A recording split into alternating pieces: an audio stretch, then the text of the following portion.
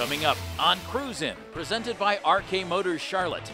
Forget the Motor City, it's an all Cleveland show. He wanted a car to compete with Ford and Chevy, who were mass-produced cars. Ever heard of a Templar? This man had. And it was a rat's nest, but I had to buy it because of my last name. And family history, being preserved by a proud grandson. He was one of the White brothers, and his father did white sewing machine. Plus, this particular person wanted to add a little more sound to it. You know, he wants to upgrade his sound system. Customizing, but with an eye on originality in Under the Hood. From the birthplace of rock and roll. These cars were the finest motor cars built in the world in their day. Cruisin', presented by RK Motors Charlotte, starts right now.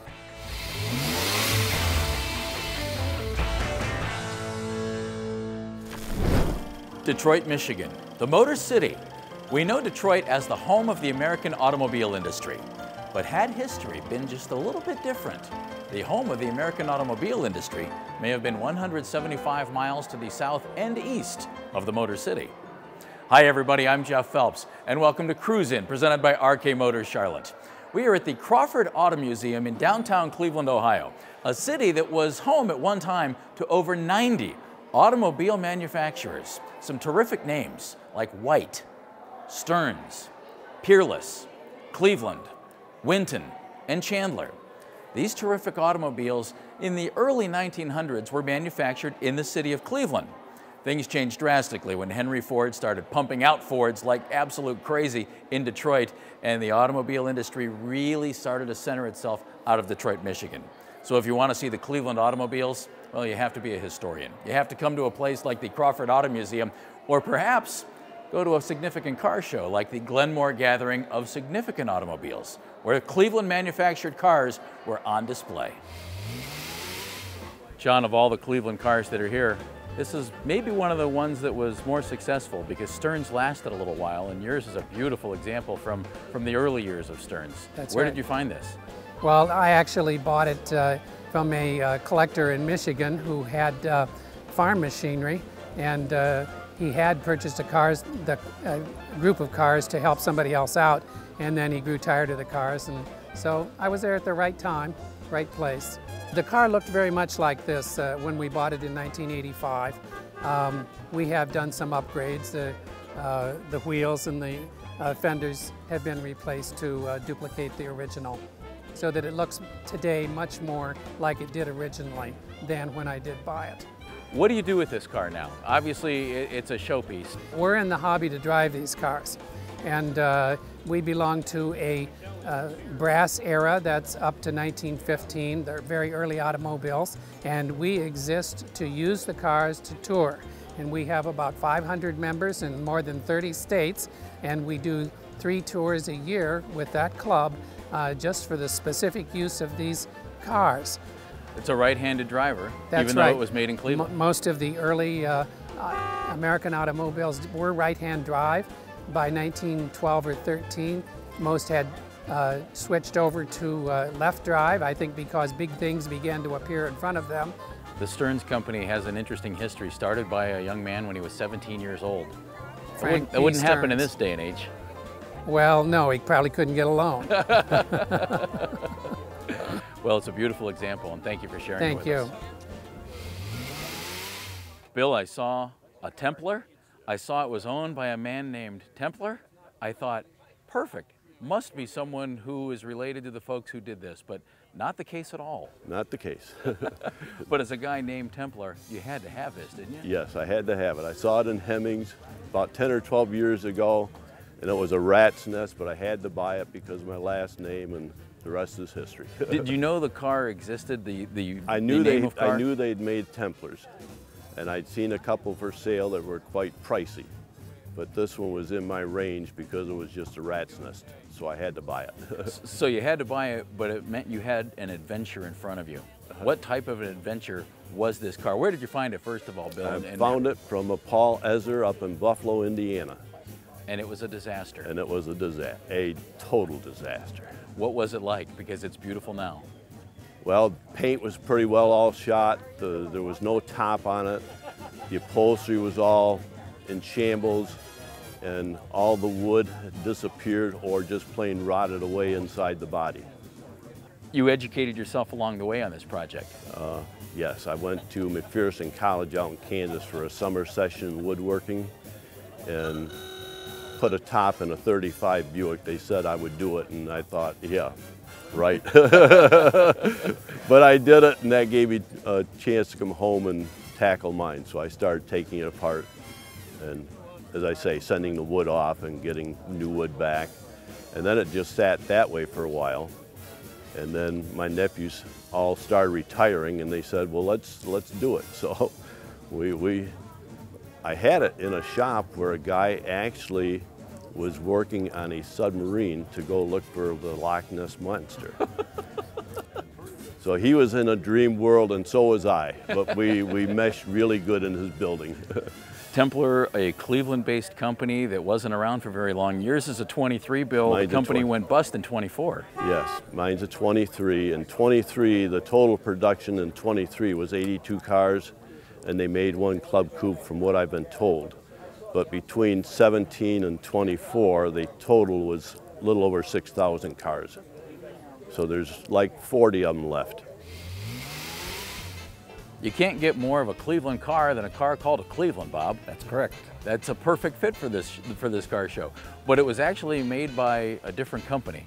It was kind of a division of Chandler? It became a division of Chandler, all the same corporate officers, and they wanted a car to compete with Ford and Chevy, who were mass-produced cars.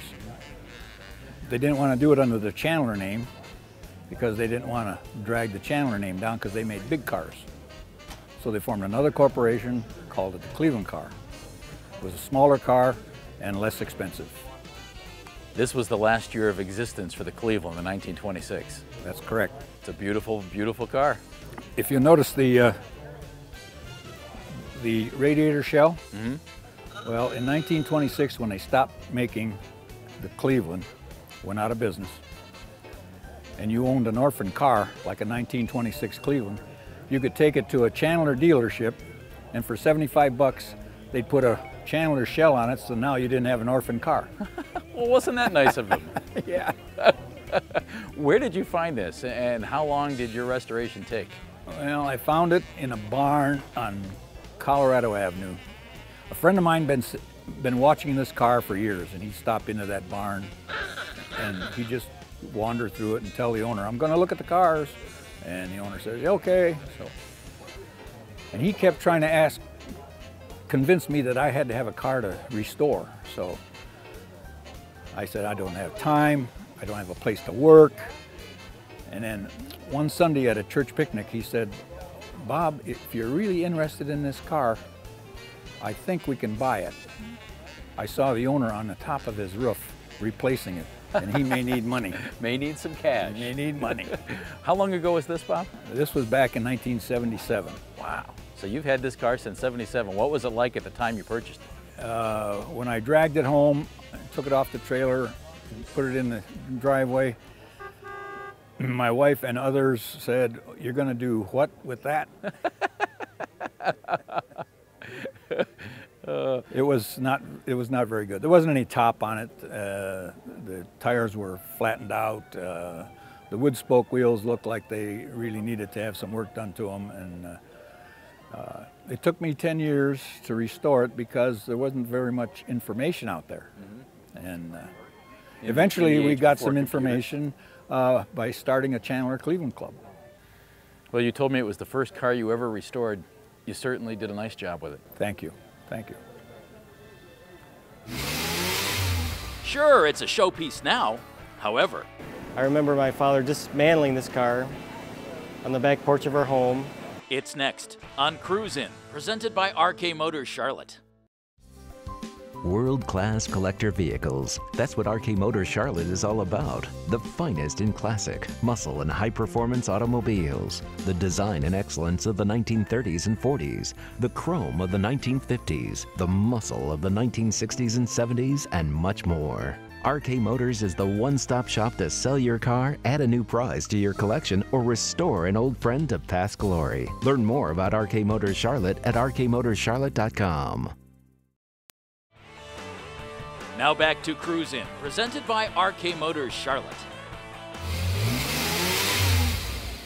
David, Winton, the company that maybe started the entire automobile selling craze in the United States and worldwide. The first guy to actually sell a car, Alexander Winton, and you own a beautiful example of his work. Thank you. Where did this car come from? To the best of my knowledge, this car was originally sold in Cincinnati, Ohio. And in 1928, it was put in a shed in a junkyard. And there it sat until 1952, when Alexander Winton Jr., the son of Alexander Winton, found the car and purchased it, had it shipped back to his home in Lakewood, Ohio. And the car was 100% original, and it was complete. He got the car running and found some original tires that were usable and drove the car and took it on many AACA Glidden tours. And my father was a friend of his. So in 1965, my father finally talked him out of it, and my father purchased it.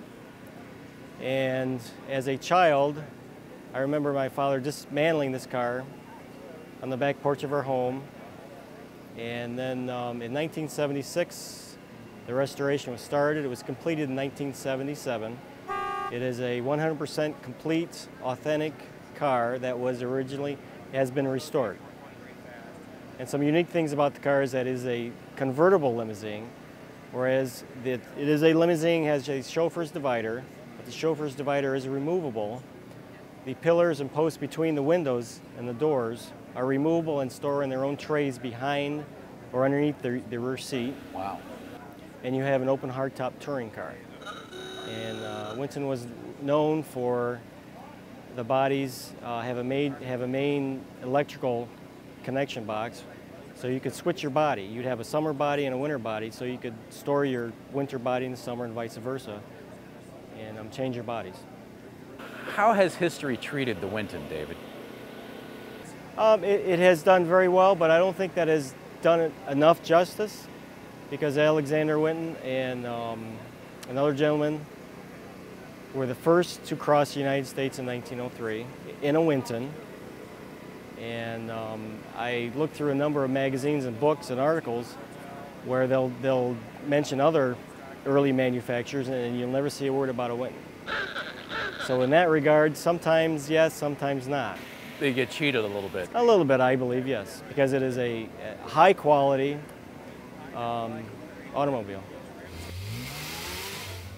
Henry, your two cars are attracting an awful lot of attention from the folks who are here today.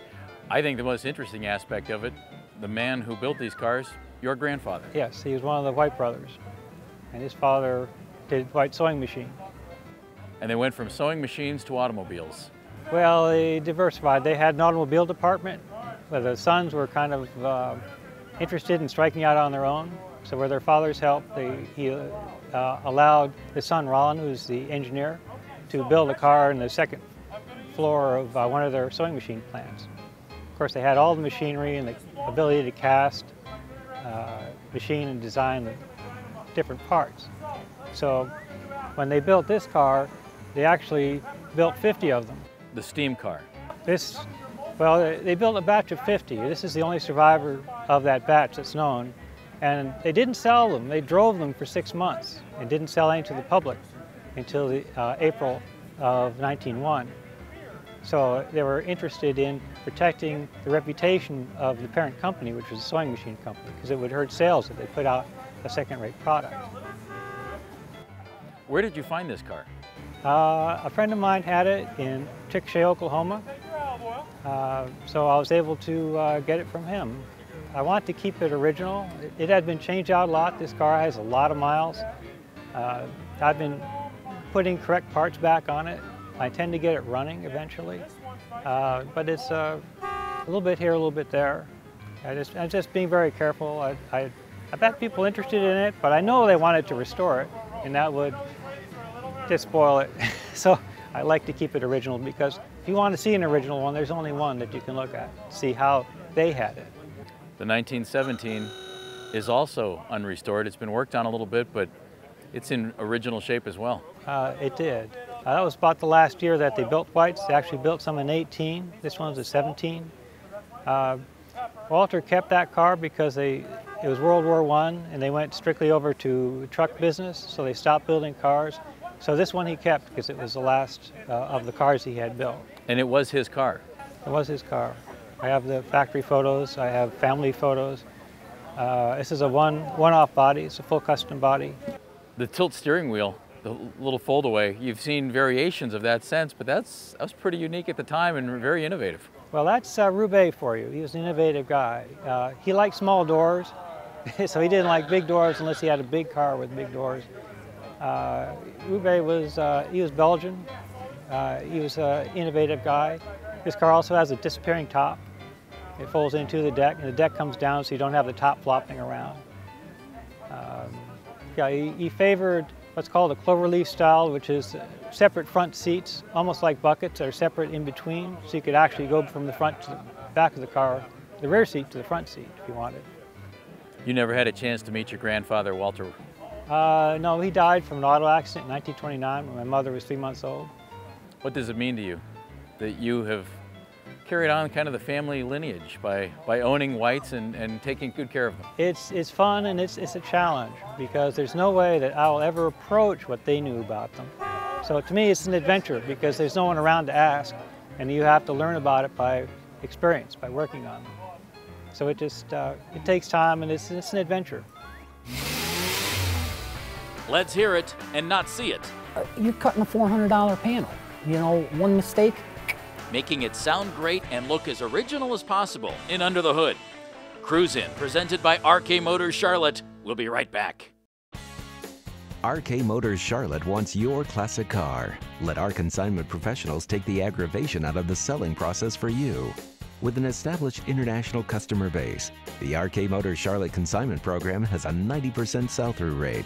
Our top-notch marketing efforts have led to an average sale time of 87 days. We do the work, we do the marketing, we sell your classic for you at maximum value. Visit our website at rkmotorscharlotte.com. Under the Hood is presented by RK Motors Charlotte, specializing in the sale, build, and restoration of world-class collector vehicles. When you're restoring a car, there are a couple of different ways you can go. Some people like the authenticity. They want the car to be original. Others like it customized. A little modern technology. Mike Velick, the restoration manager here at RK Motors, has a few tips on how to maybe combine the two, the modern technology, while keeping it not very invasive, Mike. Absolutely.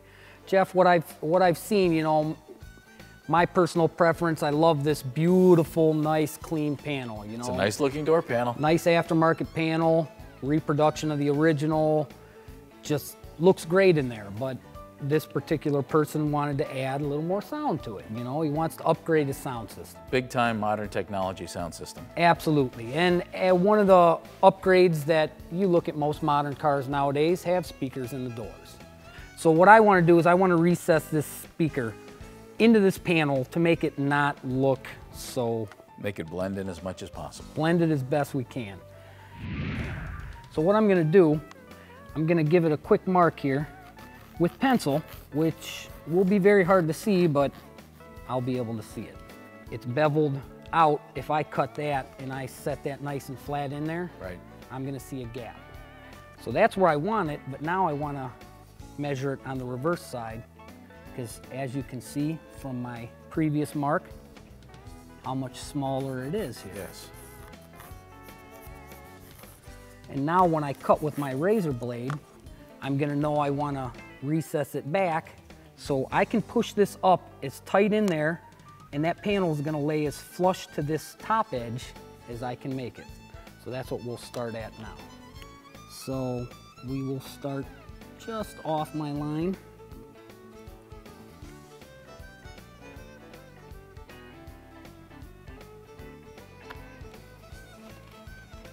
So, okay. It just set over it. Everything will slide drops nicely right in, and we'll be able to tuck it to where when she's screwed down, she's going to be right on. I'm getting down to the point where I'm at this nice flat panel. Everything can set flush. So when I actually take my speaker and I put it to this board, it's going to sit flat. That's gonna sit flat on top. I'll be able to take my screen, hide all my screws, flush it in, it'll look all nice and perfect. And what I can do here is I can show you the finished product. This is the driver's side door. This is the driver's side. Passenger side door is already done. Well, you know, we're putting an aftermarket speaker, which is a very good quality speaker, and it's definitely going to give this car the sound and the quality that the customer would want. So, but it also blends nicely, as you see. You know, it's not a rocking, you don't see all kinds of puckers and just nastiness. Everything flows and looks good. It looks like it could have been a factory placed speaker for this year car. It fits in there nicely. All this comes down to is taking that little extra time. Be patient, don't rush through the job. You're cutting a $400 panel. You know, one mistake, you're out $400. You're out $400. Under the Hood is presented by RK Motors Charlotte, specializing in the sale, build, and restoration of world-class collector vehicles. Visit our website at rkmotorscharlotte.com. Automotive passion runs deep at RK Motors Restoration. Our master body, paint, and mechanical technicians have decades of award-winning experience restoring some of the world's finest collector cars. Flawless paint and bodywork, highly accurate interiors, engines that run better than new. Each restoration is completely documented and finished to award-winning Concours quality specifications. From project car to automotive perfection, visit rkmotorscharlotte.com to make it happen. Now back to the Glenmoor gathering of significant automobiles on Cruise In, presented by RK Motors Charlotte. Ed, not only do you know everything there is to know about Stearns, but you have a great piece of trivia for us. Please share. Frank Stearns started the company when he was 16 years old, took his college tuition money, and when his parents were on vacation in Florida, he had built a running motor in the basement of their home.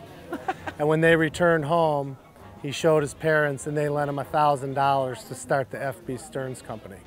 And it worked out pretty well for him. Very well. The most successful Cleveland car company, I would say. Yes.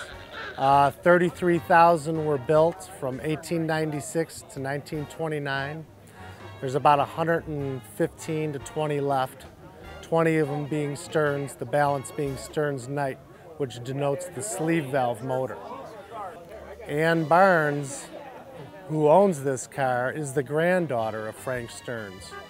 And up until about 30 years ago, there were never any cars in the family until her husband started looking into it, collecting and restoring. And now we have 4 cars at the AACA Museum in Hershey. And you take care of all the cars? And I take care of all the cars and also restore them. Ed, what's the history with this car? This was the 3rd car that Pat Barnes bought, and this car was restored by Pat himself. The only one he ever did. He sent the paint out and I think the upholstery, but everything else he did on his own, which is pretty fabulous for not having ever picked up a wrench. Yeah. What an impressive gathering of automobiles there at Glenmoor this year. If you weren't able to get there to see all those Cleveland manufactured cars, you have to come here to the Crawford Auto Museum, see the Chandler, see the Templar, all the other Cleveland manufactured cars on display here at the Crawford Auto Museum in Cleveland, Ohio. I'm Jeff Phelps. We'll see you next time on Cruise In, presented by RK Motors Charlotte.